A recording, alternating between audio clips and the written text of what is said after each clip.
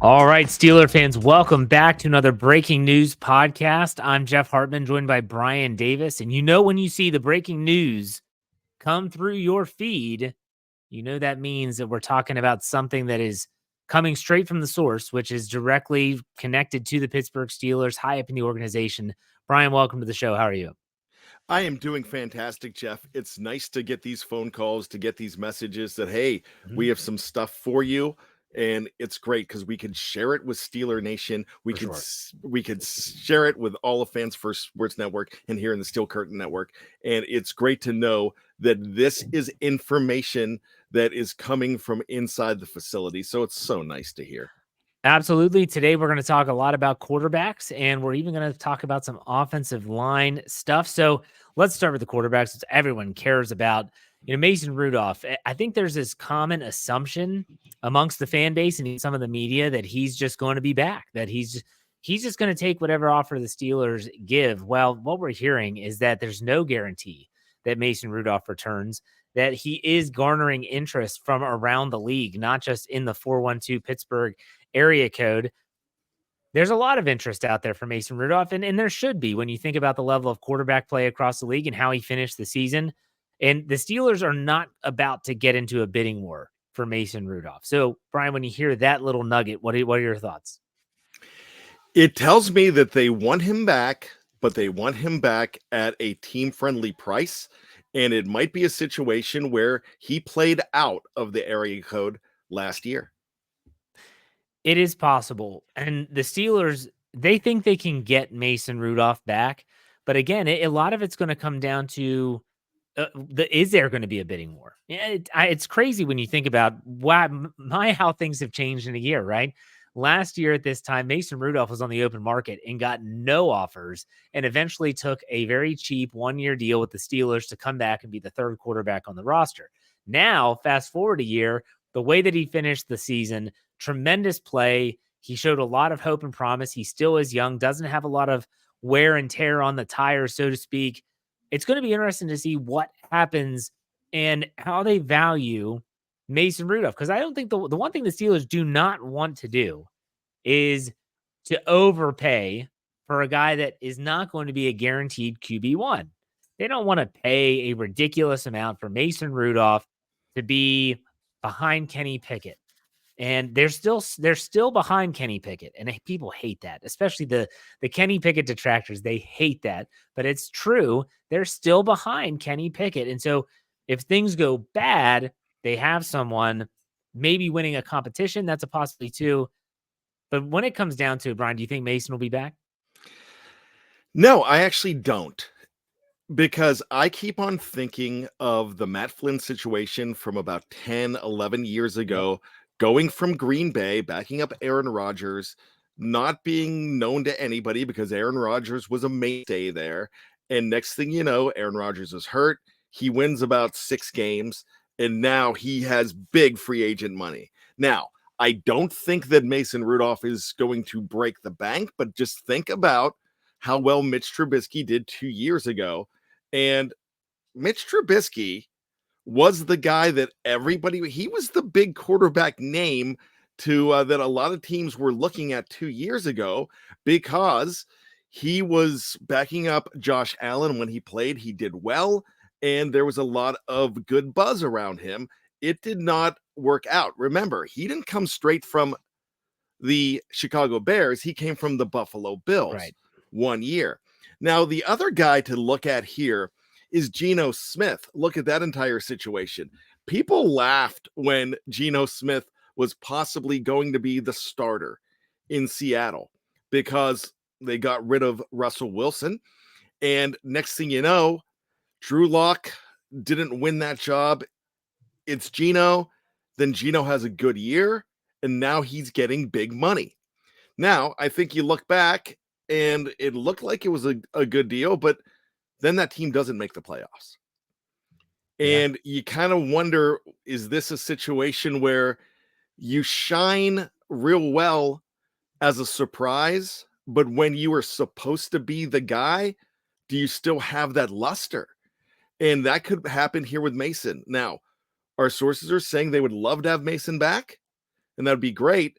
But they're not breaking the bank. They're not doing a Matt Flynn or a Geno Smith here. And if they have to, they're going to look outside. And either way, I said this at the time, and I'll reiterate it again. Mason Rudolph made himself a lot of money with the way he finished last season. Whether it's in Pittsburgh or somewhere else, he made himself a lot of money, and good for him because the guy's been through a lot since he was drafted in 2018. And if he gets one big contract, then that's awesome. Good for him. So you might be thinking, listening to this as a fan, well, this is freaking great. You're banking on Mason Rudolph coming back. Well, what the hell are they going to do if he can't come back? If they lose a bidding war, they don't get into a bidding war, what are they going to do then? Well, the name you've been hearing a lot recently is Russell Wilson. And Russell Wilson is a player that the team feels they could get at a minimum. And a lot of people, again, how are they going to get him at a veteran minimum? It's all based on the contract he had signed with guaranteed money that links him back to Denver. So unless all of a sudden he waives those clauses in his contract, which why would he do that?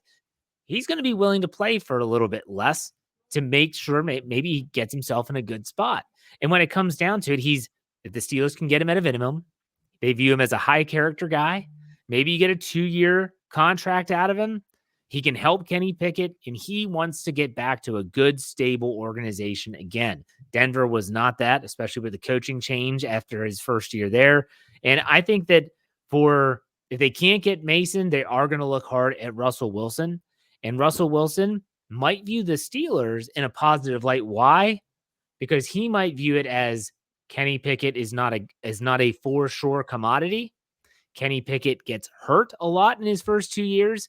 I might have a legitimate shot to go to a team that might be pretty good and I could compete again. And so, Bryan, don't you think that this organization, this team would be attractive to a guy like Russell Wilson? It absolutely would be. And this is the perfect storm for the Pittsburgh Steelers and for Russell Wilson. Now, there's something to think about here. And Dave Schofield and I had a conversation after the Steelers preview the other night because there was a comment. We have a Broncos fan that comes in on our Steelers preview show, Biggie Bronco, and he had heard this in Bronco media saying that there was a trade being floated out there for, then they thought maybe the Pittsburgh Steelers would go ahead and get Russell Wilson and the 12th overall draft pick for the 20th overall draft pick and the 53rd. And when I brought that up, I said, "Hey, Dave, did you see that?" He goes, "Yeah, that would be absolutely horrible because no team in their right mind is going to trade for Russell Wilson. Because if you trade for Russell Wilson, you have to pay $37 million." Yeah. But that's the Broncos hoping that they can get something out of him, get a team that convinced that they need Russell Wilson. Right. But everybody knows, and we've seen this throughout the last 5 years or so, that these guys that they try to trade, basically they end up going, all right, we just have to go ahead and cut our losses. And there might be a little bit of I don't want to call it a revenge or vengeance factor, but if Russell Wilson's smart, he makes them pay because there's guaranteed money for them. And he could go ahead and go for veteran minimum and pick his situation. And the Mike Tomlin factor on top of everything you said about Kenny Pickett there is very attractive. Mike Tomlin is a coach that people like to play for, that players want to play for, that they trust. Bringing in Arthur Smith is also an attractive situation right now. A lot of people in this area code might not think that, but you've got to realize there's a bubble outside. You're in a bubble, but there's a vast majority that know, they see, look at the combine. Who's always there talking? It's Mike Tomlin. Players are lining up to see him at the Senior Bowl, at combine. If they get that golden ticket to go ahead and have dinner or lunch with him, they're excited.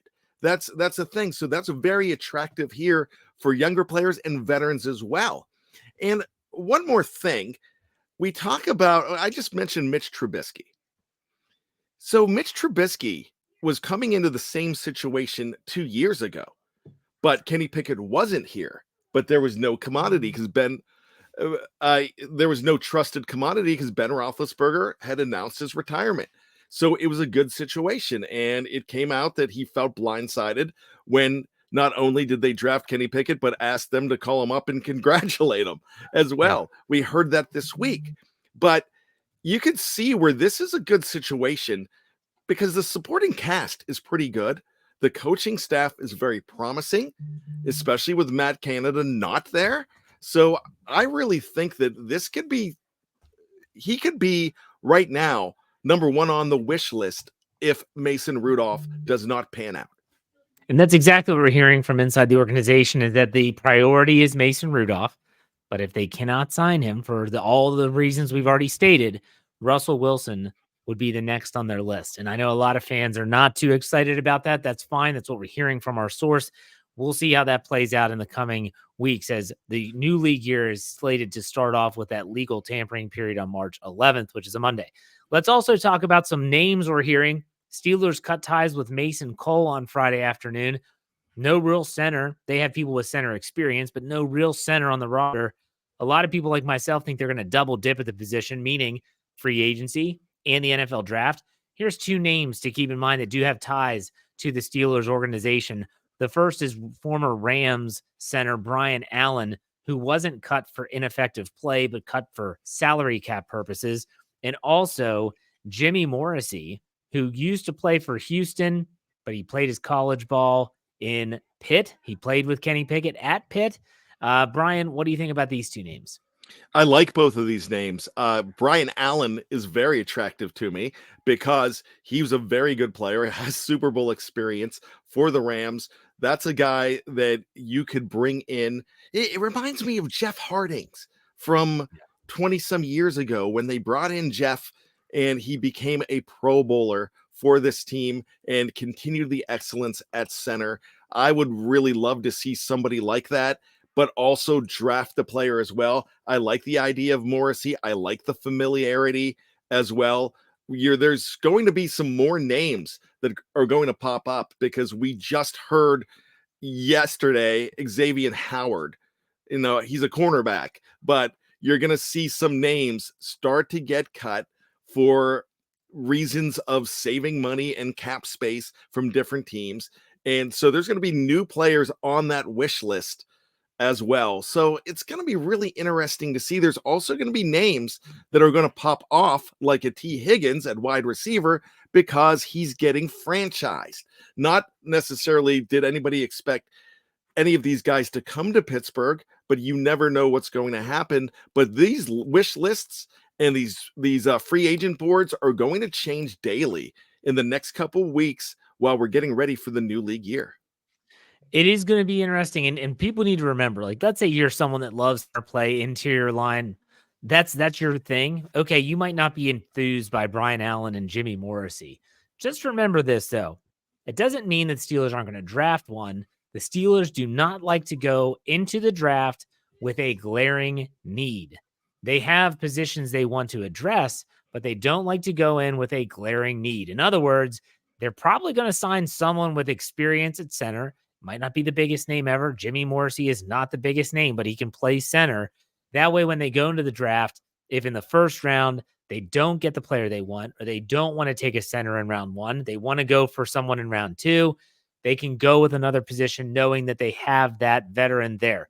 So I expect them to double dip at center. It's going to be really exciting as this pans out. But the source is speaking, hey, when the little birdie talks, when it's tweeting away, we come to you here at the Steel Curtain Network for these breaking news podcasts. It's been a lot of fun. Bryan, any final thoughts? Yeah, my final thought is this. When you hear these podcasts, know that this is talk in the organization. This is something that's being talked about.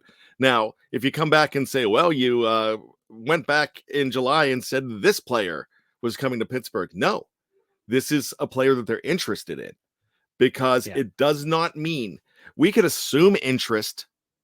But when you hear that there's interest, know that there's talks going on. And if it pans out, they're going to go for it. But there's some guys that we think that they would be interested in, like the quarterback from Chicago, Justin Fields, and they're saying no. And we talked about that earlier on this week. Yep. So just because the guy's available, they might have a conversation about it. But if they express interest, we're going to express it to you that this is what's going to be talked about. Yeah, it's about with about a third of the season left. our source spoke to us and said, I'm hearing that the Steelers are really looking at this upcoming free agent offensive line crop. And what happens? Chukes Okorafor, cut. Now you have Mason Cole, cut. There's a reason why they are prepared for this. The Steelers are prepared for this. We'll see what happens once free agency starts. But Bryan, thank you for your time, folks. We'll see you next time on another Breaking News podcast. Take it easy.